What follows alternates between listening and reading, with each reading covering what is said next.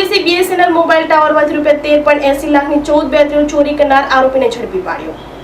મહારાષ્ટ્રમાં દરોડો પાડી નારાયણ લોખંડેને દબોચ્યો, જ્યારે એક આરોપી દીપક લોખંડે વોન્ટેડ। નાનાપોંડા પોલીસે બીએસએનએલના મોબાઈલ ટાવરમાંથી લાખો રૂપિયાની કિંમતી બેટરીઓ ચોરી કરનાર ગેંગનો પર્દાફાશ કર્યો છે।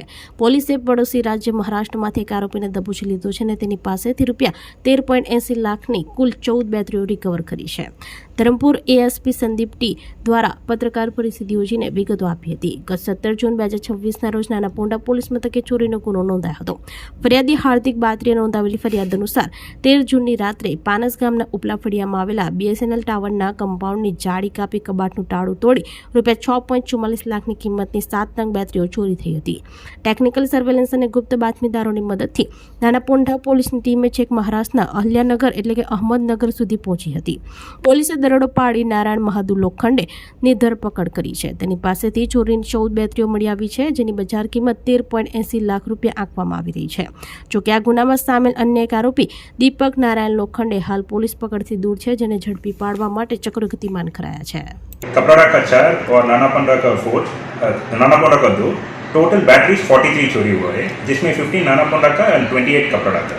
जनरली इसका एमओ, पांचों केस का एमओ हम पूरा बैठ के दोनों एसएचओ और मैं सब हम पूरा एनालिसिस किया, तो हमको लगा कि इनका एमओ ऐसा था कि जो शैडो एरियाज बोलते हैं, जिसमें सीसीटीवी कवरेज नहीं होता है और मोबाइल रिसेप्शन भी बहुत कम है, सो ऐसे जगह को ये लोग पहले से रेकी करते हैं एंड वहाँ जाके उनका फ्रेंड्स काट के वो मोबाइल टावर का लॉक्स तोड़ देते हैं। एक मोबाइल टावर में जनरली 8 बैटरीज होते हैं। 8 बैटरी निकालने के वक्त कोई शक आएगा, इसलिए 7 बैटरी को निकालते हैं। सो वो मोबाइल टावर मिनिमम पावर में चालू करता है।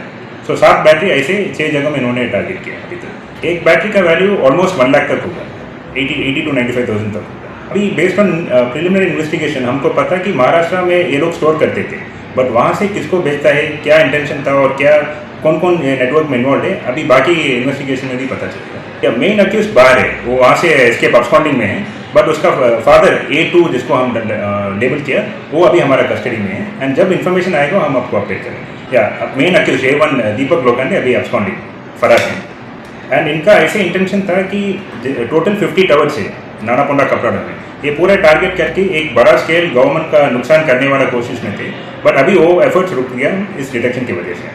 ये जनरली कामगिरी अच्छा है एंड ये पर्टिकुलर चोरी में नानापोंडा पुलिस स्टेशन बहुत एक्सेप्शनल काम किया एंड ये डिटेक्शन करने वाली team SHO Shri Manish Kataria, PSI Shri Ravi Parmar, ASI Ajit and Jitesh and police constable Sandeep, Ghanshyam, Dharmik और जीतू, यही कोर टीम था इस केस डिटेक्ट करने वाली। આપણી સંકલ્પ ન્યૂઝ ચેનલને સબસ્ક્રાઇબ અને લાઇક કરો, બેલ આઇકન દબાવો, જેથી આવનાર ન્યૂઝ અપડેટ્સની નોટિફિકેશન આપના મોબાઈલ પર સૌથી પહેલા પહોંચે।